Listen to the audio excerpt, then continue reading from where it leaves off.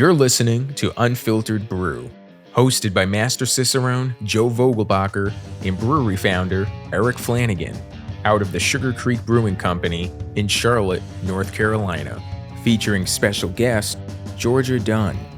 Really excited today to have Georgia Dunn on the show today. It's amazing all the things you've done, Georgia, and you have such an incredible story to share. I thought that people might want to hear it a little bit. We're super proud to be making your products now, the Harriot's brand, and I was hoping that we could start by maybe having you tell us a little bit about what it's like to start this brand. And you've been in business more than 10 years now, almost 10 years now too. So love to hear about how you started, some of the trials and tribulations, and your excitement around the brand. It's really special, and glad to have you here today. Thank you. Well, Joe, it's a pleasure to be with you and Eric this morning. And to start off with, how did I go down this path of being a brewer?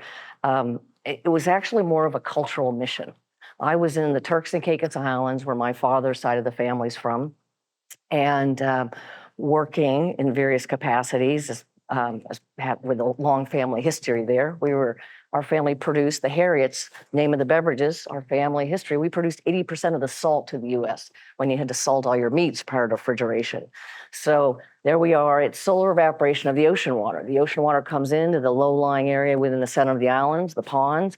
The salt remains after the sun bakes off all the water. We raked it up, we put it on boats, we shipped it up down the eastern seaboard, sold to all the hog farmers throughout the South, shipping it at Chesapeake Bay and Wilmington and Charleston.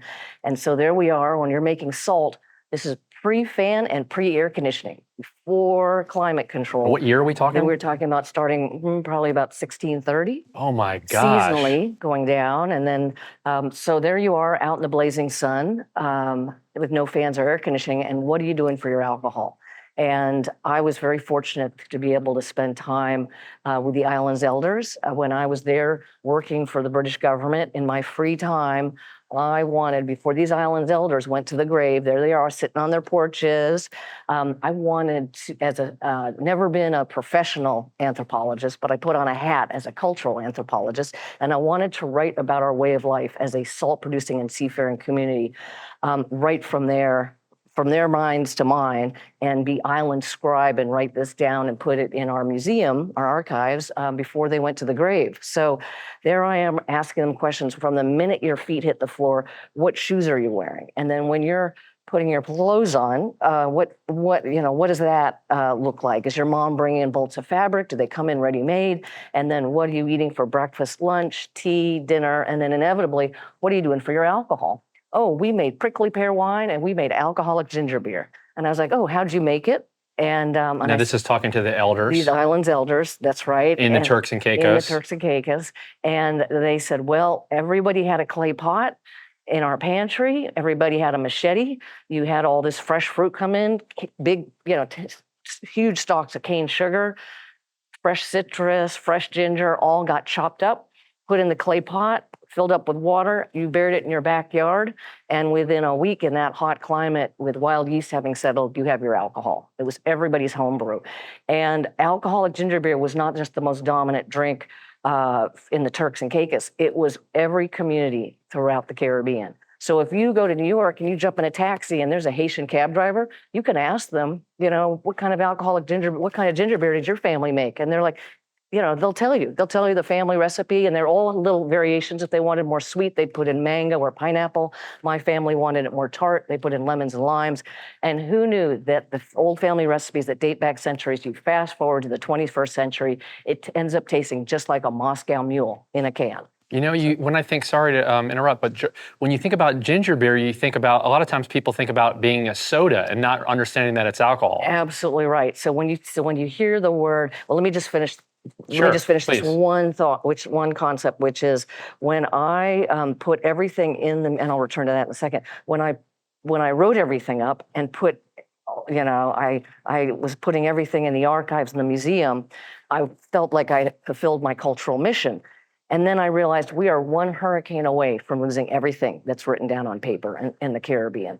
So that's when I thought, this alcoholic ginger beer was not just my family's way of life and not just the Turks and Caicos community way of life. It was part of the entire culture throughout the Caribbean. And today we don't make it anymore because just like grandma's apple pie and biscuits in the States, nobody's getting up in the morning, rolling out the dough to make the biscuits. Instead, everybody's going to the grocery store, buying mass-produced food. And just in the Caribbean, the same thing's happening. Containers get loaded up with, food and beverages. So we're drinking the big mass-produced beers across the United States of America, and we're not making it anymore. So all those recipes are between the ears of little old ladies and men that are going to the grave because they're not making it either. So what that means is grandma's apple pie and biscuits recipes are going to the grave in the States. Our recipes are going to the grave in the Caribbean, and not having alcoholic ginger beer anymore is just like flying into Paris, going to a nice little French bistro, asking the waiter for a nice bottle of French wine, and they would say, "Oh, we don't make wine anymore. We import from California or South Africa." How shocked and appalled would you be? Well, that's the same thing. Not having alcoholic ginger beer is like not having French wine when you're in Paris. So that's when I thought this is a moral imperative to make sure this never goes to the grave.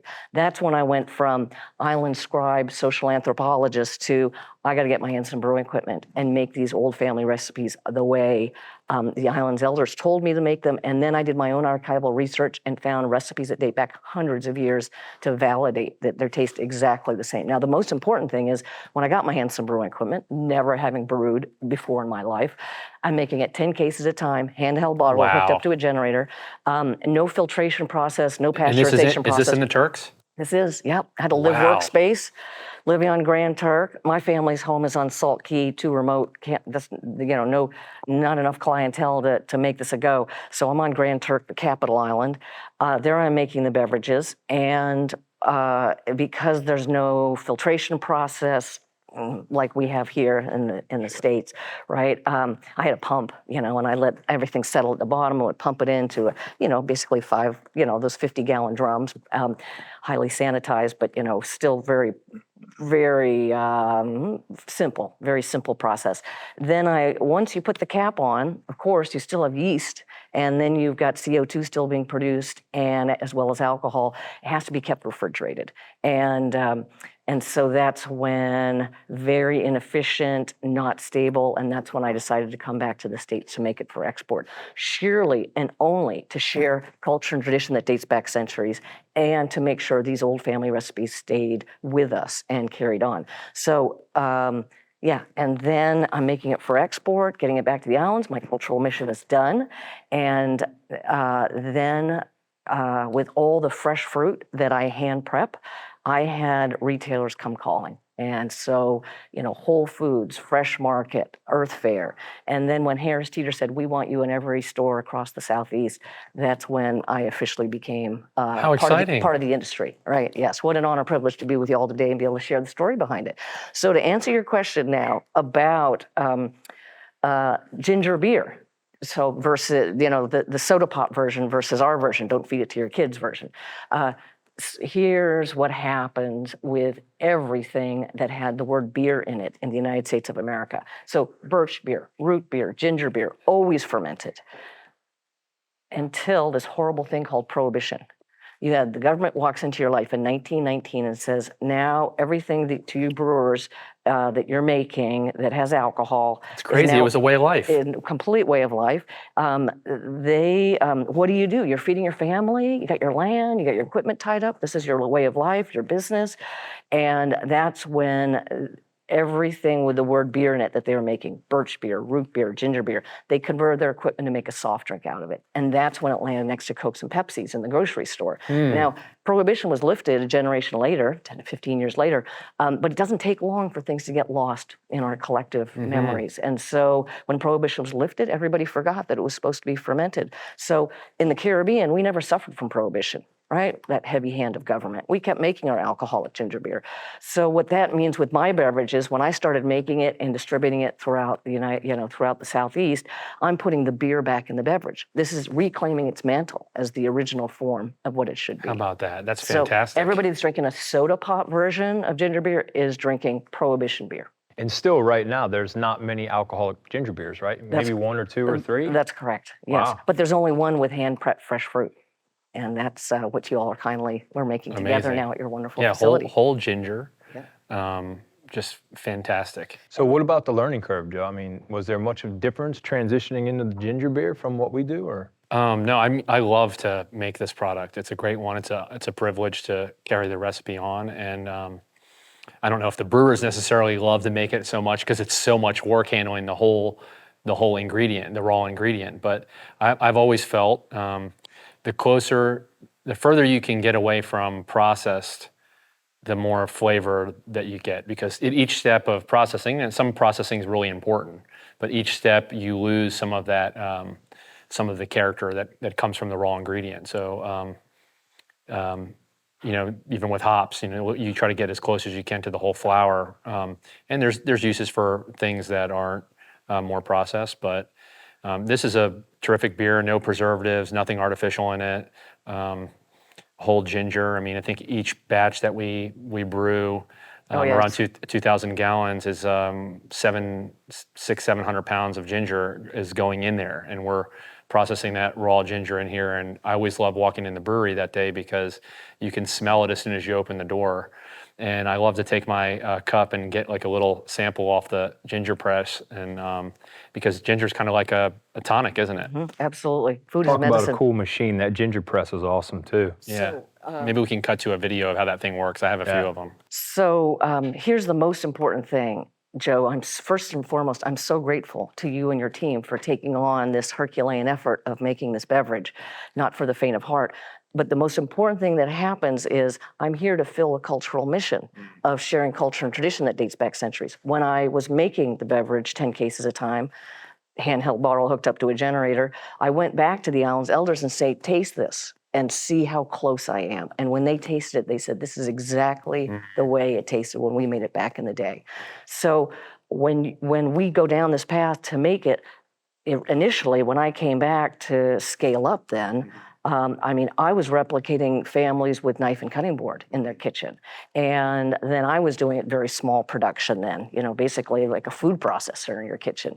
Then when I came to scale up for larger production, now you're making 800, 1,000 cases at a time, I wanted to find a piece of equipment that would not over-process the ginger. The most important thing is don't overcook your corn, your fresh corn, corn on the cob. Don't over-process your fruit as you prep it to get ready for fermentation. And so I have a piece of equipment that replicates, the blade doesn't even heat up. So what that means is I'm replicating our families with a knife and cutting board. That is what the most important part of what you're doing with that extra, not just extra effort. And we use all of it in the beer. We use all of it. The 1,000 pounds of ginger comes in, and I'm going to the wholesale market, and I'm making sure it's not just grade A, but the best of the grade A that then comes in, and then your team is awesome at persevering. Thank you. Getting things ready. So speaking of which, you went from Sugar Creek didn't always make this product. I know you've had other breweries, and we're proud to do that now, and hope we can continue with it for a long time. But what's the learning curve like going from there to contract brewing? And can you talk a little bit about some of the challenges and how you've handled that in your long journey in a very competitive, tough market? Think about this is kind of an industry podcast amongst other things, but I'm sure there's a lot of craft breweries out there that are thinking, man, should I contract brew? Should I not? Talk about the experience, and what you love about it and what you don't, So let me go back to day one, which is when I'm in the Caribbean, and how naive I was. So let me just describe the scenario of how you make and distribute alcohol in the Caribbean. No permitting, no declaration of alcohol, no taxes to be paid on it. You basically, there is an initial permit that you go down to the finance office, and there's a list of fees, accountant at the top, A to Z, travel agent towards the bottom, and there's brewer at the top, and you write a check for $150. You slide it across the little window to the lady, and then she then gives you the permit, and you start brewing that afternoon. After that? That afternoon. And after that, the government is out of your life entirely. No tax on barrels, no nothing. None of that. Wow. No declaration, no paperwork, no nothing. Then the next thing that happens is no 3-tier system. So as I made the beer, and then threw it in the fridge, and then, went around to the bars and restaurants then. You'd go to the lady, and say, how are you on inventory? Yes, we'll use another case. I take it out of the back of my SUV, put it in her refrigerator, and then go all around to my bars and restaurants. So I'm now my wholesaler. I'm my distributor, right? And she would pay me cash out of the till. I would then collect the cash from making my rounds as being my distributor.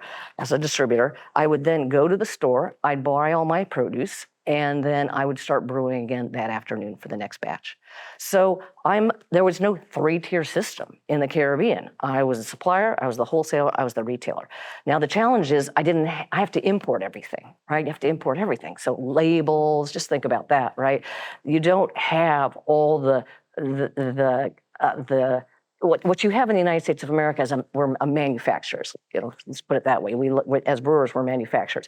You don't have all the support of the entire economy of a manufacturing economy. We're a service economy, right? We're a tourism economy, and there's no manufacturing facilities that make anything that goes into the beer. Everything gets imported. So with all that importation that has to happen from everything, from the packaging all the way to the ingredients. That's a Herculean hill to climb, right?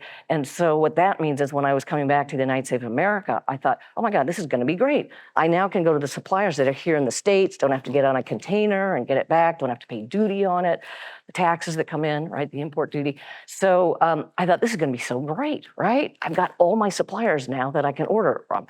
Well, I had no idea that we have this 3-tier system, and I had no idea about how actively involved the government becomes into your life, because it's like I called up I have a master's in public policy, so I was going to figure this out. As soon as I figured out, oh my gosh, I know I have to get a permit. I know there's not a lady behind the till, a lady behind the counter to get my permit. But when I started going down both the federal and state level of what I had to do, I said, I called the TTB. I said, you're treating me like I'm creating nuclear waste. I said, what is this? I said, I don't understand. Tell me the purpose of all this. And they said, these are just the laws. And it became clear to me that prohibition then became when prohibition was lifted, there was all these economic distortions that happen in our industry, and we're still living in that wake of that. We are still living as if prohibition was lifted yesterday, and so as a result, that is the trial and tribulations that I faced, is really adjusting my expectations. This is going to take this is a long haul. I mean, I've got to be really dedicated to make sure I check every box, right, to get through this. So that's probably the biggest hurdle, right, coming back to the States to make it for export. And then what a change. And then what happens next is, all right, I need to find somebody to make my beer. So when I came back, I serve on a museum board in Bermuda, National Museum Board, where we can talk a little bit more later about the history of the beverage and how it dates back before our time in the Caribbean. But I serve on the National Museum Board because I have family buried in every parish since Bermuda was first settled in 1612. So with that, I serve on the National Museum Board because of the family history there. And the Bacardi is headquartered in Bermuda. Now they fled Castro, right? And they fled with their shirts on their back. And when they fled, first they went to the Bahamas, and then Bahamas was going independent. They said, we're not going to go through another regime change because Castro seized all of our houses, all of our factories, everything's gone because of that. So we're not going to deal with another regime change in another country. So we're going to go to Bermuda. They did a worldwide search of where they wanted to be headquartered. They decided they wanted to be headquartered in Bermuda. British territory, very safe, stable, rule of law. So they serve on the museum board because they're good corporate citizens, right? And so there we are at the annual meeting, and we always catch up, how have you been over the past year? And I said, well, I'm making beer now. And I said, I need to make it someplace else. I'm thinking I need to maybe go to Puerto Rico where there's more of a manufacturing base. And they're like, no, you do not want to be making this. And what year is this? This is 2013, right? 2013. That's right around when Sugar Creek started. All right, wonderful. So we've all been on this journey together for a decade. Boy, does time fly. Oh, so wow. I said, well, if I'm not going to make it in the Caribbean, where should I make it? They said, well, you need to go make your beer. We make ours. You need to go to Greenville, South Carolina. And I said, I said, I didn't even know you had a beer. I'm so sorry about that. Of course, we all know about your rum. You're a big holding company and, have Grey Goose and Hennessy and all that. I said, you are headquartered in Bermuda. I said, your U.S. headquarters is in Coral Gables, Florida. Why are you going to Greenville, South Carolina? And they said, well, it's some of the best water in the country. And they said, but most importantly, we want to be very involved with this because this is part of our culture and tradition. They said, our beer was the most dominant product that we made, far more than our rum. They said, our beer was so popular, it bailed out our rum company 3 times in the early 20th century. So we want, now that once we fled Castro, we want to keep our culture and tradition alive, including our beer making culture, and we want to make sure that's available to our customers, primarily in Florida. So we went to Greenville, South Carolina, because this not only is some of the top water in the country, but this is a family-owned brewery that will allow us to be very involved. And we know you, and you're not gonna want to just drop off your formula and disappear. So what I came to learn about the industry, and the Bacardis were very helpful in paving the way for me to be going to Greenville to make my beverages, is that and this gets now to the heart of your question, Eric. Long way of coming around about this. Sorry about that. No, it's great. It's great. Most contract brewers' relationship is a paper exchange, paper exercise. You provide you never see them. Maybe you visit the facility, right? To have somewhat of a personal relationship. But for the most part, you sign an NDA, you send them, both sides, you send them a formula, they make it, and then you send trucks then for it to leave the brewery. And then you send them a check, and that's it. And they said, we know you're not going to be interested in a paper exchange. You're going to want to be very involved. I said, absolutely, because it's about the product. Because it's about the customer tasting what our families were drinking and tasting for hundreds and hundreds of years. And there's an inherent conflict of interest when you're given a price per case by a co-packer. They're going to want to then reduce their costs as much as possible. And all those cost savings means cheaper ingredients, perhaps faster brewing process, but as many shortcuts as they can find to reduce their cost per case, so they can make as much money on the price that they've given you for your price per case that you're going to pay for them. So even though you've got a partnership, because both of you want your beverage to be successful, those details there's an inherent conflict of interest in the relationship, because I want the highest quality, they want the lowest price to make the most money, lowest cost of production. So that's when, that's what I'll share with you with Eric about the entire contract brewing process for somebody who wants to make beer. Be mindful of that inherent conflict of interest. And I always say it's a little bit like dating. You need to choose these folks very carefully before you get married. So I was very fortunate that with the Bacardi family, that they had a history with this particular brewery and made the introduction, and then they made my beverages then for a number of years. And now it's been such a seamless transition to you and your wonderful team, and I just can't thank you enough. And I'll have to say it's really wonderful now. It's being made in Charlotte, North Carolina. Which is now your hometown. Which is my hometown. Yeah, yes. That's yes. fantastic. Really good. It doesn't hurt to have a Master Cicerone making your products. Oh, there you go. Exactly. No wonder it tastes just like what my family was making for hundreds of years because of your impeccable standards at your very high standards. Thank you. Appreciate that. It's such a competitive business, Georgia. It's so tough. I know you hit a lot of roadblocks, and you've hurdled over those. I mean, with not a big sales team, basically.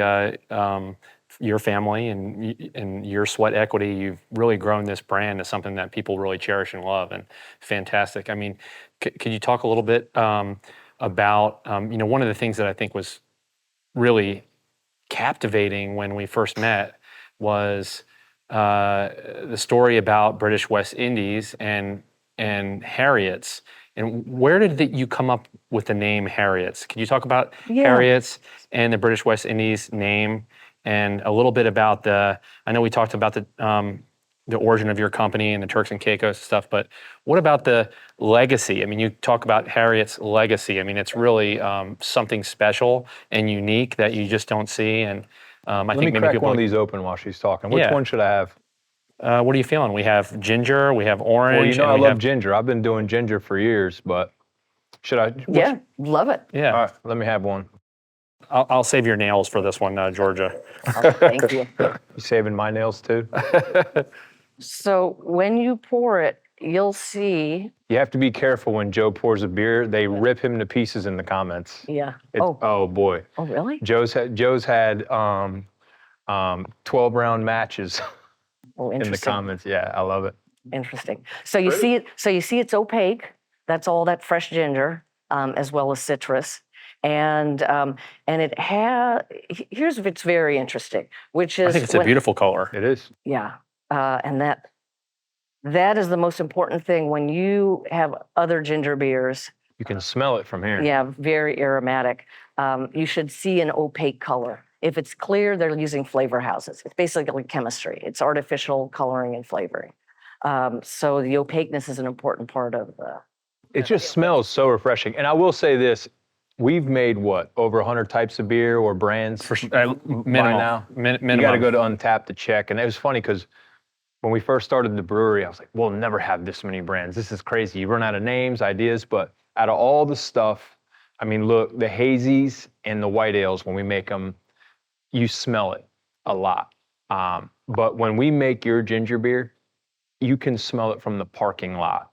I mean, the ginger is just so aromatic. It's incredible. Yeah, no, a lot of people don't know. Sorry, Ginger, Georgia, but a lot of people don't know that before there were hops in beer, which is pretty much ubiquitous now, there were spices. Mm-hmm. Okay, Absolutely, and yes. they brewers counteracted the sweetness with their own mixture of spices, and that old historical mixture of spices was called gruit. And it could have been all kinds of things like our white ale. The white ale that Sugar Creek makes now is a nod to that historical recipe going back to the 14th century.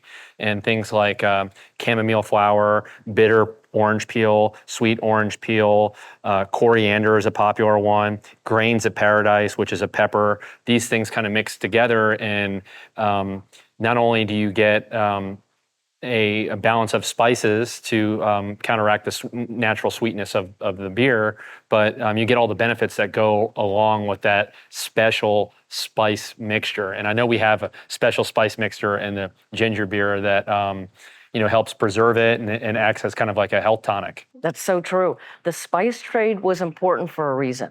When Marco Polo went to Asia and came back, all that was in Asia that he brought back with him, including all those spices, are natural preservatives. They were so valuable, you would sell them in a pharmacy and weigh them out by grams.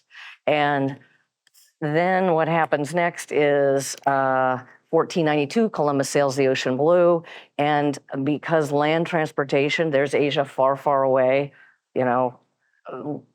the effort to bring them back made them so expensive. They were really only for the 1% of the population. But one of the benefits of when the Spanish came to the Caribbean is they experimented with all those spices that were so expensive to see what could grow. They found out they grew prolifically, and then they became available to many more people than the 1%. And so that is when they could be incorporated into the different beverages you're talking about. Yeah. Right. And that's why my beverages also have those hard spices, because they're natural preservatives. And then the water wasn't safe to drink. Right. So a lot of people don't understand, because in this day and age, we have such clean water, we take it for granted. But back in the day, water was with those, waterborne illness, waterborne pathogens.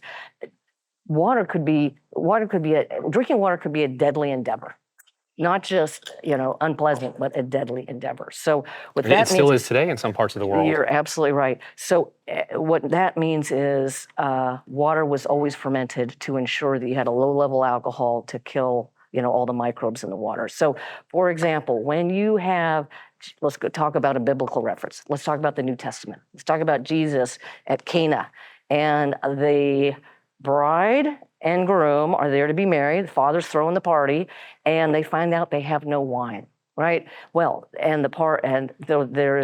so what happens next is Jesus turns water into wine. All right, well, he's not there to be a good caterer. He's not there to have more fun. He's there because not having wine to add to the water is a life-saving miracle, equal to Lazarus being raised from the dead. How about that? That Was that his first miracle? One of them. You're going to test my biblical references. Yeah. So, but I know it was one of his first ones. Yeah. And it was a young Jesus at the time. But yeah, that's awesome. So that gets back to what you're talking about with the preservatives, with the hops, right? And then all the things that were added because of the water, safety of the water. I always joke around with people, and there's a little bit of truth to it. Go ahead and Google for the listeners. But beer at the time was more of the common person's drink, okay? And I tell them, there's some different ways of interpreting the Bible. It wasn't written in English. It translated from Hebrew and Greek and different languages.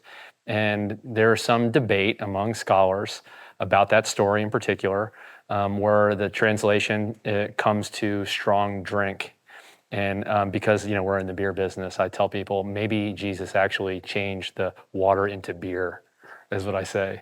But just for fun. But nonetheless. Thanks for sharing that. So maybe we could go back to, for a minute, the story about Harriet's and a little bit of the family history behind that and where the name came from. Yes. So as I'm on this journey, making my beverages, getting it back to the islands, then retailers come calling, asking to carry it. Then to support sales, I spend time with customers, right? It's new. And retailers would say, Georgia, you have a really interesting crossroads with your beverages in the beverage industry, because this is 2014.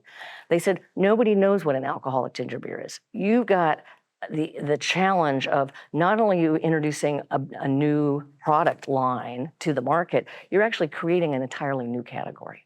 I said, well, how do I tackle that? They said, do you have millions of dollars for an ad campaign? I said, no. They said, good, it doesn't often work. What works is being with customers. So we want you to be at stores, just like you shared your beer with us, here in our conference room. We want you to be in our stores sharing your beverages, telling how you make it, story behind it, and don't feed it to your kids, right? And so build the category at the same time you're introducing your brand to the market. So we call it beer, and we talked a little off camera, Georgia. Can you tell us about, even though we're not malt-based, right? We're sugar cane-based. Tell us why you call it beer still. Yeah, so as I'm with customers, they take a sip, and this is now 2013, they say, this doesn't taste like beer. And I would then provide the background that beer is a tax classification. And now you're with a customer in a grocery store. They don't really want to hear about the government and taxes and all that. They're going to come in to get milk and eggs and get some beer in the beer aisle and be on their way, right? So very shortened version of trying to explain that in the United States of America, that beer, all that beer means is a range of alcohol, somewhere between 4 and 6%. I said, I really taste like wine or champagne, and I actually ferment fresh fruit more like a vintner. And if I fermented to 15 to 20%, 25% alcohol, then these stores would have put me in the wine aisle. But I'm in the beer aisle because of the amount of alcohol that's in this beverage. But all that beer means is the amount of alcohol. Now, it could have a different profile depending upon what you choose to ferment. We happen to be a grain-based culture based on European traditions that date back hundreds of years. I said, but if you go around the globe, everybody's fermenting the sugars that are readily available to them. So, for example, when you're in China, now first beer on record through Neolithic pottery was about 7,000 BC. They found remains of beer, and it's made with rice and honey and fruits. So that was their beer of the time. That was their home brew in China. Then you get to Latin America. There you are in South America, southern Peru. First beer on record through the Inca civilization. What are they growing? They're growing corn. So their beer-based recipes are corn. And Chicha. So, there you go. You got your chicha, exactly. So what that means is, getting back to your question, is beer could be made from any sugar, right? That's a fermentable that then changes the profile. Am I answering your question? I think so. Okay, all right. Yeah, no, that's great. There's so much history in beer. I love talking about it. A lot of people don't realize it, but one of the first known examples of writing in the human culture was an ode to Ninkasi, and it was a recipe for making beer. That's it. With the ancient Sumerians. That's it. And that's the first written record of beer. Yes, Yeah. what you just and described. what was that? That was 7,000 or 8,000 BC, right? Yeah, records are difficult. They think it's 4,000 Oh, BC. 4,000. Yeah, Okay. 4,000, yeah. Wow. Yeah. I mean, it's still a long time ago. Well, absolutely. Yeah. Yes. And another thing you said, which I found really interesting, is about we get back to how much behind the scenes in beer making is the government having their hand in what you're doing, and this has shaped what consumers experience because of the government's hand. So just an example, lots of people talk about the German Reinheitsgebot as the oldest example of a food-based law. But because it specifies that you can only have these certain ingredients in beer, and that would be water, malt, malted barley, hops, and they didn't discover yeast until later, but and yeast now, so 4, right? But initially, if you read the original documents, you can get the translations. There was no mention of that. It was more about how much taxes the government could mandate on a measure of beer. That's what it was about. So it was about taxes. It really wasn't about making a pure beer, and it was also about control. So they wanted to make sure that they could control the hop trade and the barley trade and get their taxes on that. So they specified which ingredients. Also, there was a big problem with bakers that were using wheat and rye and things like that to make bread. So when they made beer, they specified you couldn't use those until later. So you had to use barley so that they could protect that. So there was all kinds of different legislative acts. Now you go to I don't know if you knew this either, but if you go to Belgium, they have the Party Geil, or the three that in Belgium what they did was they would, instead of taxing the finished product, they would tax you on the size of the mash tun. So what do the brewers do is they pack the mash tun with as much grain as they possibly can, all the way to the brim, so they could pay less taxes. And then they would brew 3 different beers from it: a strong beer, a middle beer, and a weaker beer. The weaker beer would be the one that you drank every day, and then the stronger beers would be for special occasions. And that's a style of brewing that even exists to this day. And there's some debate about where the double and the triple and the single came from, but a lot of people point to that sort of tradition based on the taxes. So I just think it's neat to talk about how much goes on behind the scenes that the consumer doesn't realize. Their elected officials are actually making decisions on what options are available for them in a very competitive and environment. There's anti-competitive laws, and I know in Charlotte we had the big push here recently with the 20,000 barrel cap, which Old Mecklenburg and NODA kind of led the charge to raise the cap on self-distribution a little bit higher. But there's all kinds of things behind those scenes, and I think it's curious to see your transition from the Turks and Caicos. How do you say that, by the way? Turks and Caicos. Yeah. Caicos. Yeah. Turks and Caicos, where you didn't have any, so you swing from one side all the way to the other, where you're just crushed with different laws. Now, I've heard even in places like Vietnam, the government actually owns the breweries. Interesting. Nationalized. Yes, they're nationalized in there, and they mandate what can be in the beer in Vietnam.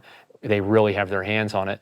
One particular story which I found funny, and I hope to have Dr. Bill Simpson on the show, but he told me about how he was consulting for the country of Vietnam, making their beers, and they discovered that that diacetyl, which is present in all fermentations, it's a byproduct of fermentation caused from the act of fermenting with yeast, that diacetyl, when inhaled, is poisonous.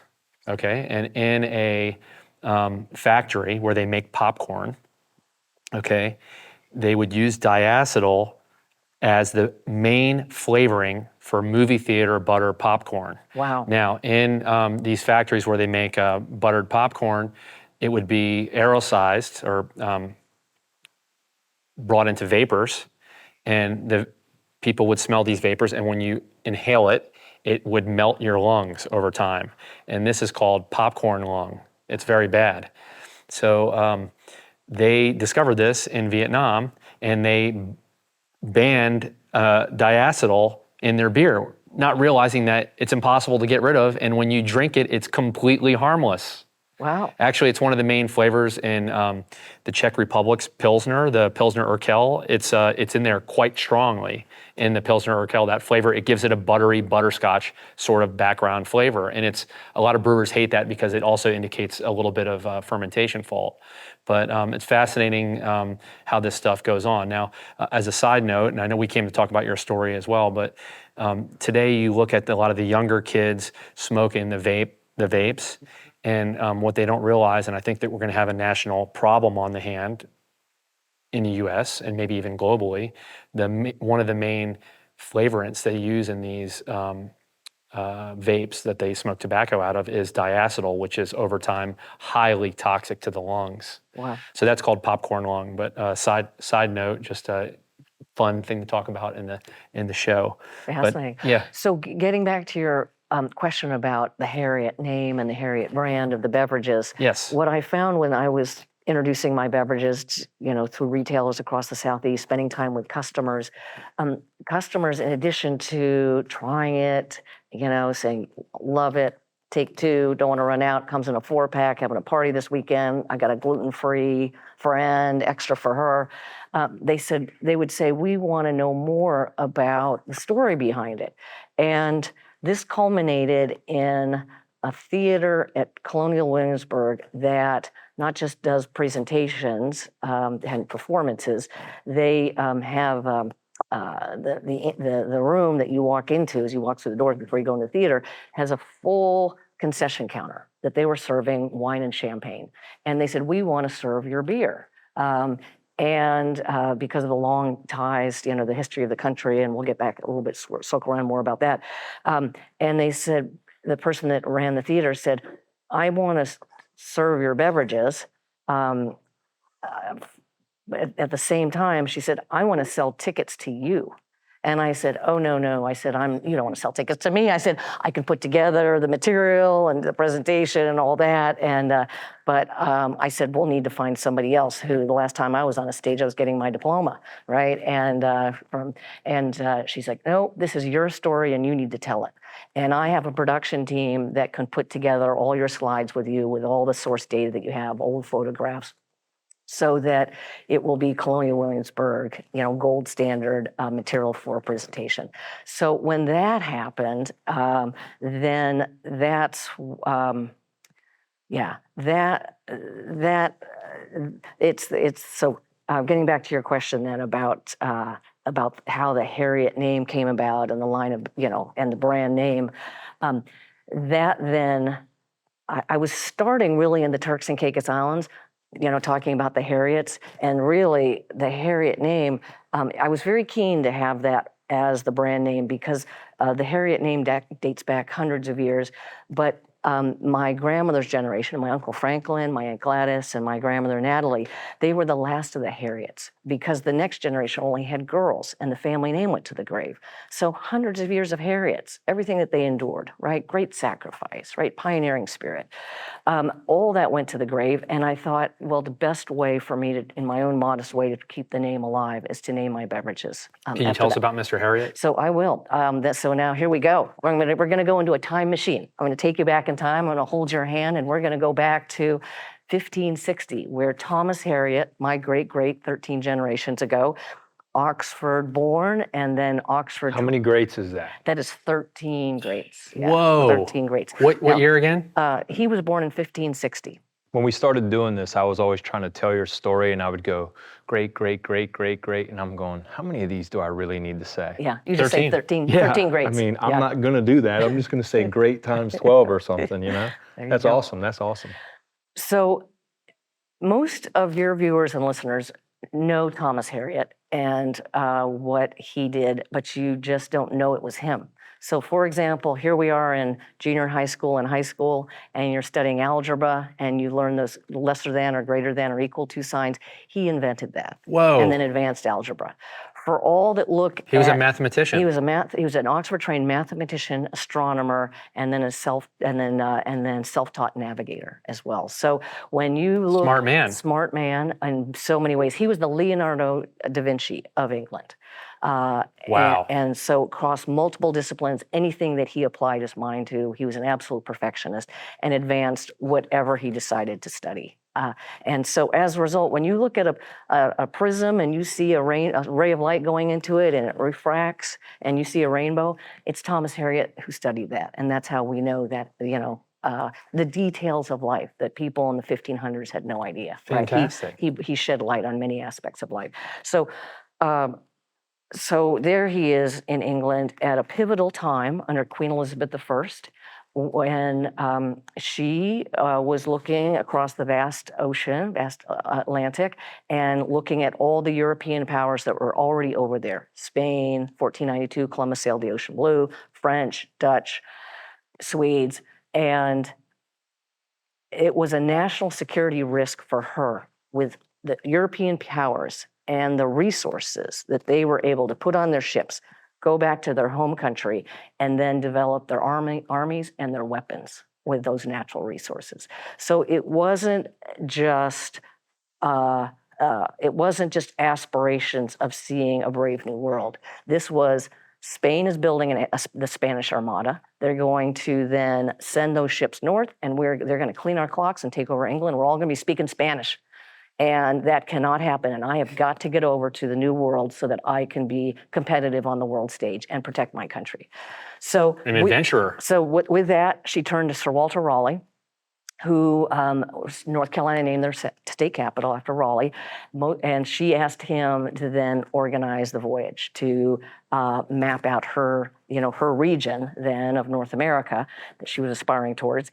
And most people don't realize that she asked him to organize it and to finance it, but he never went because she was in love with him and did not want to lose him at sea.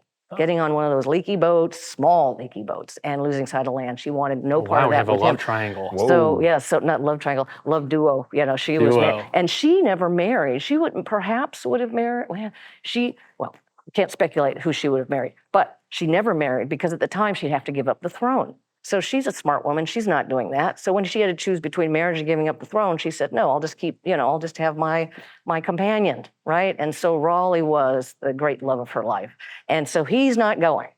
He then looks to his best friend, Thomas Harriott. He was his right-hand guy, chief of staff equivalent, and also very close friend, and said, you need to go, and you need to now organize every aspect of this voyage. So and the Queen said, I can't go because I got to run the country. So Harriet, when you get back, I want to feel like I went. So I want you to not just organize the voyage with Raleigh, make sure that hire the right people for the ships, provision them. You are needed now most primarily on the initial part of the voyage to lead the ship's captains across the ocean. Because at the time, the captains were adept at managing the ship and the sailors, but as soon as they lost sight of land, they had no idea where they were on the ocean, wide open water. So you always need a navigator who was an astronomer, who could use the crude instruments of the time and use the stars to be able to arrive at your destination. So she said, that's your first and foremost responsibility, get everybody safely across. Then once you arrive on the other side, I want you to chronicle the voyage in great detail, and I want you to collect plants and animals. And then once you arrive at your destination of today, North Carolina and Southern Virginia, you are now to use all your skills as a mathematician and astronomer to map out my newfound land. And as a result, with everything that Thomas Harriott was charged with, we now have the most accurate maps of North Carolina that Europe had ever seen because of his training and his expertise and his detailed mind. Those are now all in the British Museum for everybody to appreciate and enjoy. And then the other thing is part of the chronicling of the voyage, which now circles around back to the beer and people in the beer world, which is when he arrived and he's writing about the topography and putting together his maps. He was clearly, when he encountered the Algonquin tribes and was spending time with them, living with the tribes, he wrote about their way of life and clearly wanted to know everything about them. And with his detailed mind writing about the Algonquin tribes, we know about their way of life from the way they gave birth to the way they buried their dead, all because of Thomas Harriott. All of his writings are now in the Smithsonian Museum for all to, appreciate and learn from. As part of that time with the tribes, they gave him corn, and he wrote about the corn, blue, red, yellow, white kernels, and then he decided to brew it and wrote about that. And when he decided to write about brewing their corn and the profile of it, that makes him the first brewer on record on this side of the Atlantic. Wow. So he is the first brewer in the United States of America. Yeah. Nice. And I did not know that when I started. And when was that about, do you think? So the voyage was 1585, 1586. So you got Yingling by a couple hundred years, right? Yeah. It's all right. This is our podcast. You could say it. There you go. Absolutely. And then real quick, before you Yes. keep going, so I love the logo. Is this actually his signature? So thank you for asking, Eric. So that signature actually fast forward when he sent his son to settle Bermuda the same time as Jamestown, and then next generation started going down seasonally to the Turks and Caicos Islands, eventually settling there permanently in 1790. Then it was fast forward 3 to 4 decades. My grandmother's great-grandfather was Daniel Harriott, and that is his signature that I found in an old book in our family home. That's cool. Yeah. How neat. What a great story. I mean, I was before, I've heard, and we've had lunch, and, we've got a great relationship. But I checked Wikipedia, and the amount of stuff that Thomas Harriott has done, solar, First to map out the face of the moon, the face of the moon, solar spots. He just must have had an active mind. He was Unbelievable. Was he married or? He was it's interesting that and I'll get back to that question in a second. Okay. It's interesting that he's not a household name. We have Galileo as a household name. Yeah. We have Sir Isaac Newton as a household name. We do not have Thomas Harriott as a household name, even though he made those discoveries before those individuals did. And a lot of that is primarily it's because he never published. And if you don't publish and there's no record of it, just like beer, right? Just like ginger beer, becomes a soft drink and never comes back. He was during a time where the Catholic Church was, he was up against the Catholic Church. And whenever you wrote about science, you were at risk of being burned at the stake. So today you have publish. If you don't publish, you perish. Back then, you published and perished, right? So at risk of being burned at the stake, he had theories around atoms, right? He was looking at thinking about the molecular structure, not just going broader and looking through telescopes and looking at the universe. He was looking at the microcosm of our universe, going down to the cellular level. So with that, very threatening to the church because you're taking on Genesis, right? So with that, he never published, and that's why he's not the household name of other famous scientists. Okay, Eric, remind me of your question. I was just blown away. I just realized this podcast has now covered the church, taxes, politics, science, Beer. This thing's all encompassing. Business. So, no, I was asking about just the name and the logo and everything else. That's all. It's just all so fascinating. But like I said, I was looking at the Wikipedia page, and just the amount of stuff that he's done is just incredible. So you mentioned everything and why he couldn't. When was there a resurgence of Thomas Harriott? There's always been a very loyal following of people who know about Thomas Harriott, are researching him, and want to keep his memory alive and well. Is this based in England? It is based in England, and it's actually based in Oxford. They're Oxford scholars, because that's where Thomas Harriott graduated from, and they're called Harrioteers, dedicated to him and his life's work. We got to get them some of this beer. Oh, we need to make a beer called Harrioteer. Oh, it's even better. Well, there you go. Gentlemen, thank you for that. Thomas Harriott would be proud. Yeah. Right? So with the Harrioteers, they have been studying his, when Thomas Harriott passed, he never wrote, but he had all of his papers. Painfully over the centuries became painfully disorganized. So scholars have taken that on to try and put together those papers in the most cohesive way possible. And what is less known about Thomas Harriott is his personal life. And so with our family history and the trajectory of Thomas Harriot's life, it follows the more personal side of his life, which is he was, because of his relationship with Raleigh and Raleigh's relationship with the Queen, he was exposed to the most powerful and wealthy and influential people of his day. So he's surrounded by the likes of Shakespeare, right? And it's a small group who's all, working together to run the country, and to be, part of the economy, part of the politics, part of arts and literature. Very small group. I'd say roughly probably about 200 people. They all knew each other well. They're all marrying to each other's families. Very small, cohesive group of individuals. So when Thomas Harriot comes from not one of these families, he's a child protege, comes out of nowhere. Average family from Oxford, recognized for his brilliance, allowed to matriculate into Oxford, quickly captures the attention of all the wealthy and powerful and influential families who are also sending their kids to Oxford. That is when at some point his paths crossed with Raleigh. And that's when Raleigh, as soon as he graduated, said, come join me, and we're going to do a lot of great things together. Now, Raleigh was a very mercurial character. On any given day, he'd wake up and he's going to conquer the world. And the next day, he'd wake up and he wants to slit his wrists. Very mercurial character, up and down. So when it came time to execute all of his wild ambitions, he turned to Harriot, and Harriot was the scientist, analytical, mathematician, astronomer, very methodical, would make things happen. So here's Thomas Harriot now as the right-hand person of Raleigh, also then through Raleigh closely connected to the Queen and all her courtiers. And what that means is that now his life, he's being exposed to all sorts of individuals from different walks of life in this rarefied world. And at some point, he crossed paths with a family. The last name is Grimsditch. Now, Grimsditch is an ancient Anglo-Saxon name for linear earthworks throughout England. Very uncommon name. So when she passes and she leaves, she's literate and she's a property owner. So she's an amazing woman for her time, right? Where most women are not literate and very few women owned property. When she now, in her will, says she's leaving some of her holdings to her son, Thomas Harriot. Well, who's the father? Well, she's from this rarefied world in England, and there are no other Harriots hanging out in this rarefied world. So there's only one Thomas Harriot, and that's Thomas Harriot, the senior, mathematician and astronomer.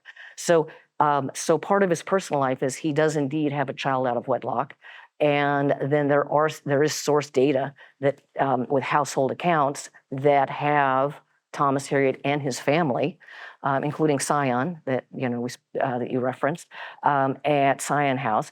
And so to answer your question, then Eric, that is part of Thomas Harriot's other enduring legacy beyond math, science, navigation, astronomy, is that then his DNA, his amazing DNA, then it goes through Thomas Harriot the Younger, who settles in Bermuda, same time as Jamestown. That same pioneering spirit that Thomas Harriot got on one of those leaky boats and navigated across the ocean waters, that carried on through that next generation. His son got on one of those small boats, and when being the first, it's not easy being the first.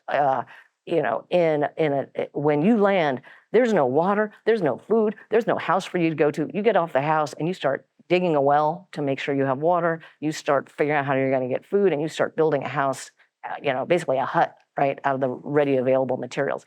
So, and then the next generation of Harriots, along with other Bermudians, became some of the best shipbuilders in the world.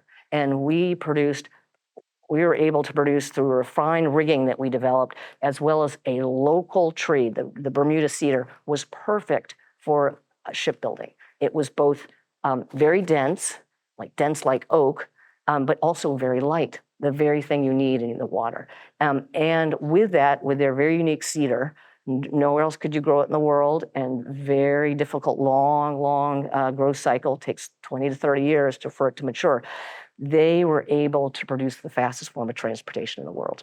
And so that is the DNA that then carries on from one generation of Harriots to the next. of brave pioneering souls. Now, people say, Georgia, oh my gosh, you have so much family history. Well, this is not just my family history. Every family has an amazing story to tell. I'm very fortunate that the British were wonderful record keepers. And so I have, archives that I can go back to and research and understand in great detail. But no doubt about it, every one of your listeners has many generations that came before them that made their wonderful life possible today. And this beverage, in the bigger scheme of things, it's about sharing my family's culture and tradition, but more importantly, there's a broader arc to all this. It's about honoring everybody's family and community and culture and tradition that dates back hundreds of years, well before us, that leads up to the present date, that makes our wonderful lives possible today. And so this is my way of expressing my gratitude of all those who came before us. How cool is that? That's so awesome. Yeah, it's amazing that all of your research and everything that you've done, from the salt to just getting everything on record, has come back to a quick glass of joy, Yeah, now where did the name British West Indies Trading Company come from? So It's a great name, by the way. thank you for that. I always think about the East India Trading Company, right? Yes, that's right. Very different. Yeah. Very different. But you have so much history and so much knowledge, Joe. It's just wonderful to be able to have this exchange with you. Because where the name comes from is when I first came out with my ginger beer, I needed a more overarching name that just wasn't about the beverage business. I wanted to reflect our shipbuilding business, and then our maritime business as trade, as traders from Bermuda going throughout the Caribbean and the Atlantic coast. And then when we then permanently settled in the Turks and Caicos Islands, I wanted also to capture the salt production company. When we produced 80% of the salt to the U.S., we no longer produce the salt because when refrigeration came in, the whole business model went bust. And so as a result, when things declined, Morton Salt actually came down and did an analysis of the entire region, and they bought the ponds then in the island of Managua in the Bahamas that now still produce some of the finest salt in the world. Wow. So I wanted the British West Indies Trading Company. I wanted a name that captured more than just the ginger beer. I wanted it to capture 500 years of history. So I thought to myself, well, what's that going to look like? I'm going to say this kind of a flip of the tongue, but a little bit flippantly. But shower time is very important. Some of the best ideas come in the shower, right? You get up, you're facing your day, you're thinking about everything that awaits you. It's a joyful journey, and I need a name. And I need a name that reflects the honor and dignity of these remarkable individuals that through no fault of their own, these businesses, there was great vicissitudes, right? Some just when they were at the right place, right time, certainly working very hard and applying their brain power, but so often through no fault of their own, things decline, through changing circumstances. And then, Phoenix rise from the ashes, the family would then go on. Darwin says it's not the strongest or the fittest that survives, it's the ability to adapt. So it's clear that the Harriots could adapt, but boy, some of those individuals that were on that decline, very sad times for them. So I wanted a name that honored everyone, no matter where they were in that trajectory of 500 years, they all played a very important part, whether it was the keys to open the door to a whole new business, or it was the keys to lock the door to never see that business again. So British West Indies Trading Company, when that came to me, I thought that is specific enough because it relates to the geography of where my family is one, but broad enough to capture all the family businesses. Great creative stroke of genius there. I love it. Love it. I think I channeled. I think there was somebody helping me along the way. It's funny you say that. I've had a lot of good ideas and bad ideas in the shower too. I've thought about some of our wholesalers and our problems with wholesalers in the shower. One that comes to mind the best is I was in my shower thinking about work, and something bounced off the universe and zapped me and said, wait a minute, the Master Cicerone results come back very soon. And Joe loves it when I barge in his office in the morning, caffeined up, and I'm like, Joe, I was in the shower yesterday and I realized, I think you passed the Master Cicerone. I kid you not, Georgia, 2 days later, we were on the road going to one of our wholesalers, and he got a phone call in the car that said he had passed Master Cicerone. So yeah, that was fun. That was a good time. One. But yeah, I agree. It's that alone time, it's that. and equally importantly, that you're available to listen to what the universe has to share. Yeah. And when you are receiving information that way, Einstein says there's no past, present, or future. We could be anywhere in the spectrum of time, right? So what that tells me, Eric, is that you're on the right path because you're so open. And when I say on the right path, you have found your calling. I bet you found your calling with everything you put your mind to because you're very gifted in so many ways. At the same time, it's great validation when you receive information from the ether. And that not only are you open to it, but there's information's being sent for the two of you to be very successful, which is so well deserved. Not to go off topic, but my wife and I talk about it all the time. We zap each other. I'll think about her in the middle of the day, and she'll text me and go, "Hey, how you doing? I was just thinking about you." And I'm going, "You're not going to believe this," but it's old news to us. We whack each other all the time. We just bounce it off the universe, So we're in the industry, Georgia, where it's not uncommon to see most of the brewers as men and a lot of the brewery owners as men.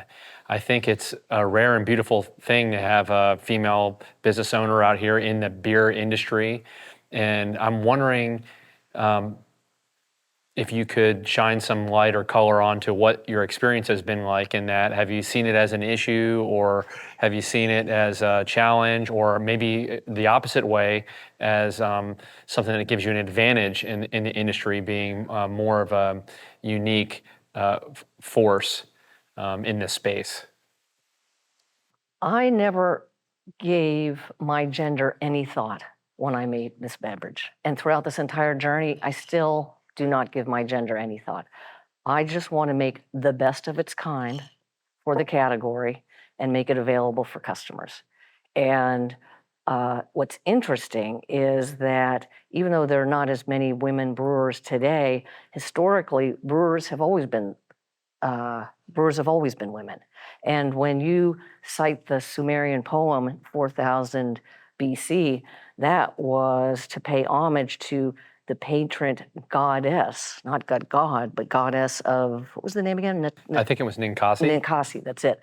So patron, it was to pay homage to the patron goddess of fermentation and brewing. So when you... So important there was a god named after it. That's right. So it's not a god, it's a goddess, right? Feminine. So when you're worshiping beer and you're worshiping the goddess that's responsible for it, that goes to show that it was a female sensibility around the entire process and the entire product. So then continue on, and you look at, you're looking at the Middle East, you go to South American cultures, and they're making chicha, the Incas, and who's making the royal beer? Right? Because beer was used as a sacrament, just like wine was made in the Judeo-Christian tradition. So the kings and queens of old in the Incan Empire, their daughters were sent to the temple to live, to make sacred beer that was served in chalices of gold and silver, just like we do today in the Christian faith. And so it was the women that were then making sacred beer. Then you look at our culture in the United States of America, and Martha Jefferson, Thomas Jefferson's wife, she was the brewer in her family. So you look at across history and across cultures, you are my malt-based brethren. And we are steeped in much more in a culture where it's men that's making beer. But historically, that's a modern day phenomena, right? Historically, it was always women. That's awesome. Yeah, I mean, I can't think of, from a distribution and ownership standing. I mean, we have the pleasure of working closely with a lot of our peers, and it's a friendly industry for the most part. I can't think of another female brewery owner. There was Bold Missy in Charlotte. They've since, they're no longer in business, but I can't think of it. Can you think of one, Eric? Is there another female-owned brewery in Charlotte? No, not at all. I mean, I know we have a female brewer. We have Highland Brewing, which is in Asheville, that has Leah Wong. Yep. She's kind of a pioneer. Her dad, Oscar, and going to the distribution network and the channels. Okay, We have a female wholesaler in Spartanburg. That's true. That's a good point. Yeah, but I would say eight out of the 9 or 9 out of the 10 that we have, it seems to be pretty male dominated there. Oh, So yeah. have you had any challenges in that aspect going into the business? You know, I feel very fortunate that this is an industry that's very supportive of one another. It So, is. you know, very open, people want to share, people want to help each other along the journey, a lot of trial and error going on, and people As want long as you know what you're doing and you're educated and you understand, then yes, you will be treated like that. Absolutely. yeah, I've found that the industry is very open and very supportive. And so, and being a girl in this industry, what I found over time is you develop these relationships, and you know the way this is. Some of whoever you're working with, whether it's your wholesaler, your retailer, you spend more time talking with them than you do your own family, right? You get to the end of the day. So over time, it's a very personal business, and that was what was told to me from the offset. And I thought, well, all business is personal. I mean, we're right, but I've come to realize over time, those relationships are what drive the business, more so than meritocracy, more so than the other influences that come into bear with a successful business. And what I found over time is, being in the business for a decade, wonderful men treat me like a sister or like a daughter. It becomes very familial, and for that I'm very grateful. So yeah. That's I hope great. that Thanks your for question. that. I know it's kind of a personal question, but having the privilege of sitting here and listening to the fantastic history with your brand and your family and starting the business from scratch, I've heard, and I'm not surprised by this, that you might be writing this all down in a book form that would be great that everybody could purchase hopefully sometime in the future. And I've heard that already you've had some rave reviews from even releasing the first chapter out. And I love it if you could tell me a little bit about that journey and the new one you're going to embark with the book. Yeah, thank you for asking that, Joe. I was just sharing with Eric that when I first started making my beer, some people often say when you embark upon a new journey, people feel drawn to do something. I did not feel drawn to make beer. I feel like I was being pushed from behind. I felt it was an 11th commandment that was coming down, thou shalt make beer. And when my mind said, you're going to do what? You don't know how to make beer. And then the 11th commandment would come down again, thou shalt make beer. And I thought, all right, I'm going to give this a go. And every day you have problems that come up. You go to bed at night saying, how is this going to get solved? And every day you wake up and you tackle your problems, and miracles would happen. And it doesn't mean you work any less hard, right? You work tirelessly, 7 days a week, 18 hours a day, and problems are miracles happen every day, and problems are solved, and you live to see another day in this very competitive, very difficult, and demanding business. So what has happened is, as I'm with customers sharing the beer, they increase inevitably somebody wants to know more about it and says, oh, well, I want to buy the book that you've got about this. And I say, well, there is no book. And when I spoke at Williamsburg, and then speaking at Colonial Williamsburg, rolled into speaking at Monticello and different historical societies and Mount Vernon, inevitably at the very end during Q&A, somebody would raise their hand and say, where can I buy the book? And I say, there is no book. And there's the beer, and there's my website with a lot of information on it. One gentleman put my feet to the fire. He came up, it was in Newport News at the Mariners Museum. He came up afterwards and he said, you said there's no book. There is a book. I said, excuse me?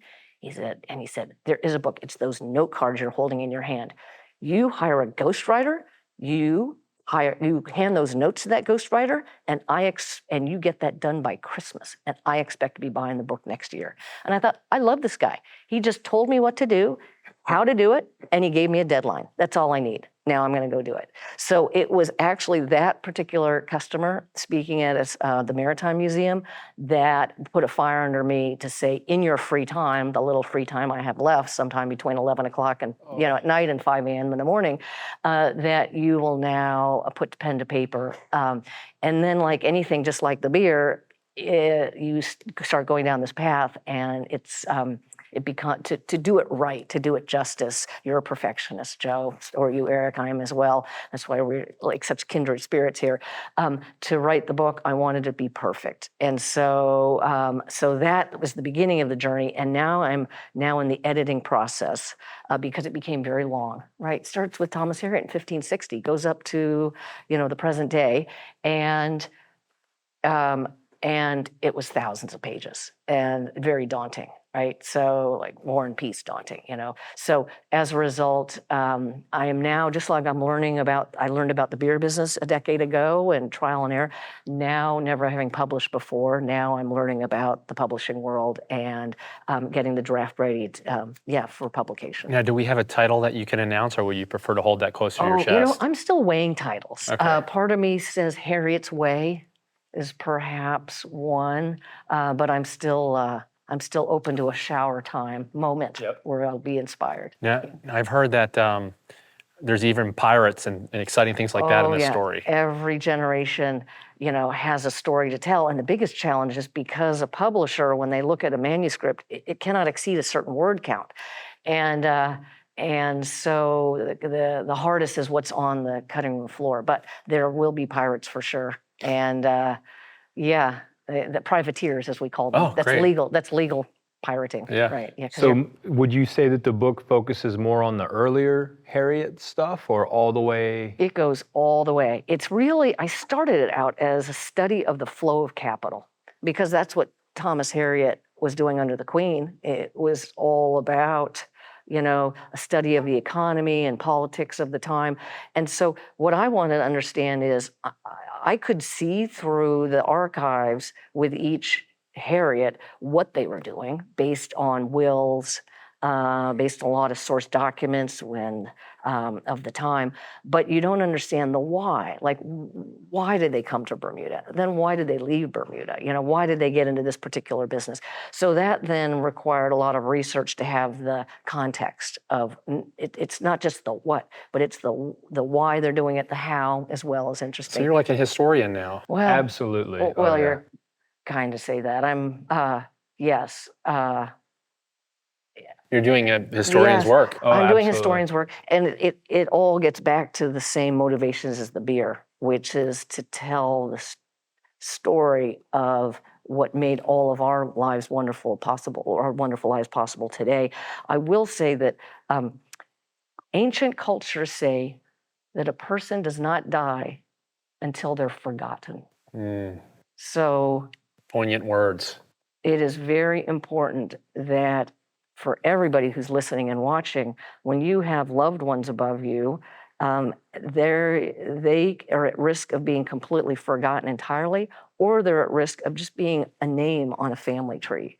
But they lived and breathed. They had hopes and fears, just like us. And what were those? So that we capture the essence of what was special and remarkable about them, so that lives on for generations to come. So that is the driving force behind the book, and what your viewers and listeners will then see with this. Not just the flow of capital then, not just the changing economies and political landscapes, but I wanted folks to be able to walk in these individual shoes and think what they were thinking, feel what they were feeling, understanding why they're making the decisions they're making. So we'll see if I've been able to take you by the hand and take you back in time, and 500 years will progress chapter after chapter. So on that note, were you one of the only people in the Harriet line that put so much effort into this, or were you able to have other people help you? So that's a very good question. The most important source of my information, as I referenced before, the British value history and record keeping. So as a result, every time I wanted to find out more about an individual, there are records of these individuals. And so the biggest challenge with my book is when you go back far enough, it is only archival material. But you get, as closer and closer you get to the 1800s, now you're fully into the 1800s. My grandmother, she had 2 boys, and so no daughters and no granddaughters. And I was the only girl in her life other than her sister and the family. So whenever she went down to the islands and was with her sister, my Aunt Gladys, or we went to visit our sister in Bermuda, she would always bring me. And so it'd be the three of us. And they would talk and I would listen. And so I became then this repository of all their stories of dating back to Daniel Harriott, the signature that's on the can. And I always wanted the older generation to write it down. Now, my grandmother did a lot of research and she wrote things down, and it's not collected in such a way that it could be preserved. So in other words, it's in a box and it's in files. And her work was remarkable, but it's at risk of being thrown away because who's going to keep a box with loose papers, in a small notebook. So that's when I thought for grandmother's work to survive, I need to put together this in a cohesive way so it's formally written up and then bound and then give to everybody in the family. So if somebody decides to throw it away or moves and it's lost, that everybody has a copy. That's really where it all started, to make sure that as the repository of their memories that they shared with me did not then go to the grave when I went to the grave. Right. So that's where it all began. And then your breadcrumb trail was grandparents, was grandmother, Daniel Harriott, and then that led you to the archives? Yes. It's kind of like Joe being a master cicerone. When he decides he's going to study beer, he doesn't just have a home brewing equipment set in his basement. He becomes a master cicerone. Now, I am hardly the master cicerone of the book world, right? But I have a similar approach about perfectionism in life, that I want every story to be told in the best possible way. So it began with grandmother and her stories. Now, her stories did not include the economics and politics of the time that was driving the decisions that we were making with our businesses. So that's what then took me to the archival research. And then along the way, as you're doing that archival research, I came across more information about specific Harriets that she did not have, that supplemented so much of what she'd done. But I'm standing on the foundation of all her research over the years. Pre-internet, right? Plane travel that's so easy today. I mean, she got herself around to places that are very difficult to go to and get. So do you guys have any artifacts that have survived for a long time in your family? Is there anything that you can touch and feel and see right now or show to anybody that dates back old? Yes. The proudest thing, you always think to yourself, God forbid the house is on fire, right? What would I grab from the house, right? That's so personal. And you think about all the old photos and things of that sort. And we do have a photo of our family home, the White House on Salt Key, where we've lived since 1790. House was built 1830. This photo was taken about 1870. It's one of the earliest photos in the history of photography that is of the family home. So when Colonial Williamsburg put together slides, that is the thing that they were types of things they were looking for. So I do have that. Where is that picture now? That is in a photo album, archival type plastic, kind of thing, in my house, along with, my husband says I've commandeered basically half the house for my business. It's either got beer stuff or book stuff, right? So all those records are in my home.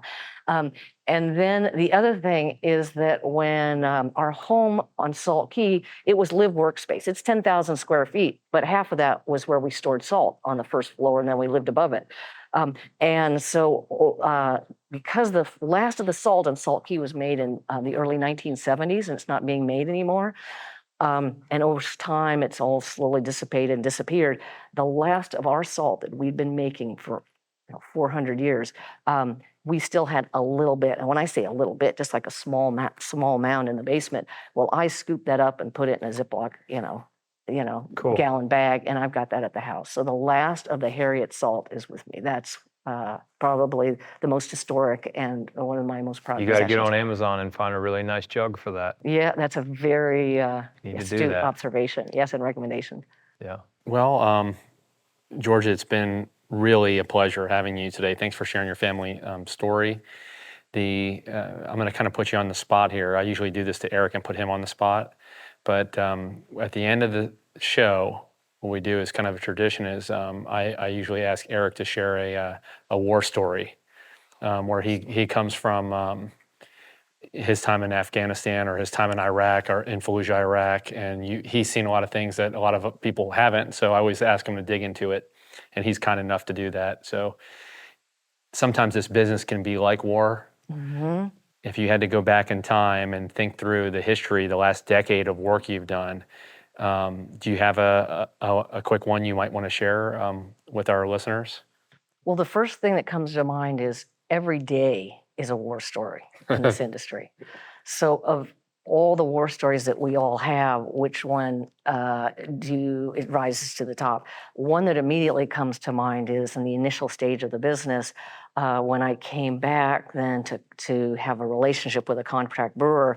I knew I was no longer going to be making it with 50-gallon drums, right?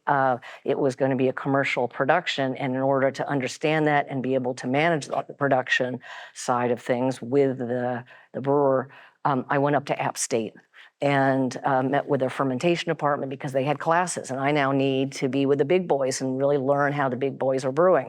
And there they are, all my malt-based brethren, and when I showed up, I thought I was a horse amongst horses. I'm making beer just like everybody else. Oh no, I'm like a zebra that walks into a herd of horses. I'm kind of the general shape, but horses look at me as a zebra saying, you have nothing to do with us as a herd of horses. Wow. Because I'm fermenting fresh fruit and fermenting cane. Now, if I went into some vintners, I probably would still have the same challenge because they'd be like, no, you're, still not same enough. So when I was at App State introducing myself to the horses, as I thought I was a fellow horse, but I came to realize I was a zebra, the other aspect of this that differentiated the path that I was on was not just my brewing materials, but the person that was giving the lecture on brewing, plus how you evaluate stability. Here's all the equipment you need. Here's where you buy it, right? And all the way, with the production side. He, at the end of the class, when we were talking about this, and I said, and the best part about it was, when he said, here's all the equipment you're going to need to test for stability, or you can just send our samples to us. And I was like, oh, good. So I went up to introduce myself saying, I'm not buying all that equipment. I'm going to be sending you my samples and looking forward to a long, wonderful relationship together. So he asked me questions, how many are there with your business? And how long you've been doing this for? And I said, well, I've been in, the Turks and Caicos Islands, and I've been doing this for, about a year. And he said, what aspect of the business are you managing? I said, what do you mean? He said, what's your department? And I said, I manage every aspect of the business. He said, oh, how many people do you have working for you? I said, nobody. I said, I do it all. He's like, no. He said, you need production, somebody managing production, somebody managing distribution, somebody doing your permitting for you, the government side, somebody managing sales and marketing. So as he rattled off all these different categories of the aspects of the business that somebody needed to manage, he said, you need 5 people. And he said, starting in the beer business with 5 people, it takes 2 years before you're actually in the market. I said, 5 people, 2 years, that means that's going to take me as the person that's doing it, it's going to take me 10 years. He said, exactly. He said, but I wouldn't recommend that. He said, so I said, no. I said, I didn't say that. I said, thank you for sharing. Then I became realistic about how much time this would all take, right? And then I realized this will not be a 5-day-a-week job. This will not be 8 or 10-hour job, even 12-hour job per day. This is going to be 7 days a week. And it will be 18, 20 hours a day. Wow. And I got off the ground in a year. It's amazing what you've done with just. So can I share with you? That's one war story. But let me share you my favorite war story, right? Yeah. Because I thought that would be helpful for listeners if they decide. It kind of circles around to your question about what is it helpful for people to know about the industry, and if they decide to get into this. A lot of people want to start a brewery. They do, and so that's what you're in for. God bless you. So my favorite war story of this journey is that when Colonial Williamsburg came to ask me to speak, and I referenced that before because they had a concessionaire stand and they're going to serve the beer with its history, and then they wanted me to speak. And I said, oh no, and they said, oh yes, it's your story. So the day arrives that I am now to give this presentation in the evening presentation, hour long with some Q&A afterwards, and I'm dreading it. it was a year out, so I thought, oh, it'll be a year from now. I'll have time to not think about it or get over my stage fright. But the day arrives, and I'm just a nervous wreck. Here I am with a presentation to share, it's called Drinking History of Drinking, plus drinking history when they're serving the ginger beer. And they paired me up. Here it is, Colonial Williamsburg. I'm in my little white suit, but there I am paired with Thomas Jefferson. And he's the one that, introduces me that, Martha Jefferson, his wife, is the brewer in his family. And now Georgia Dunn is the brewer of her family, is now here to share the story behind her beverages that you all are enjoying this evening. And at the time, I was packaging in bottles. So that moment that Thomas Jefferson said, now, here's the brewer now of her family. And it's the moment that I'd been dreading for a year, and my heart is absolutely pounding.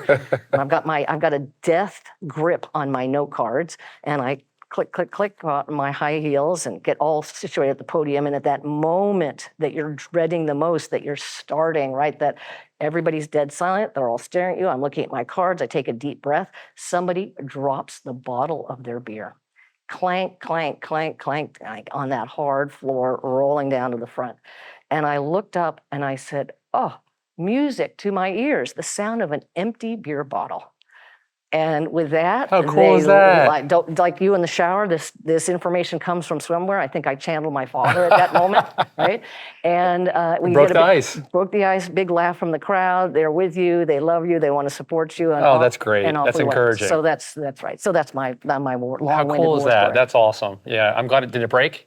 No, it was perfect. It just the sound. It's amazing. No glass. Yeah, sometimes you can get them and those things will bounce. Sometimes they bust into a million pieces. But thanks again, Georgia, for being here. It was awesome. Love your story. I look forward to many more years of partnership and great things for the Harriot's brand. And good luck on the book. Thank you, Joe and Eric. Cheers. Cheers. Cheers.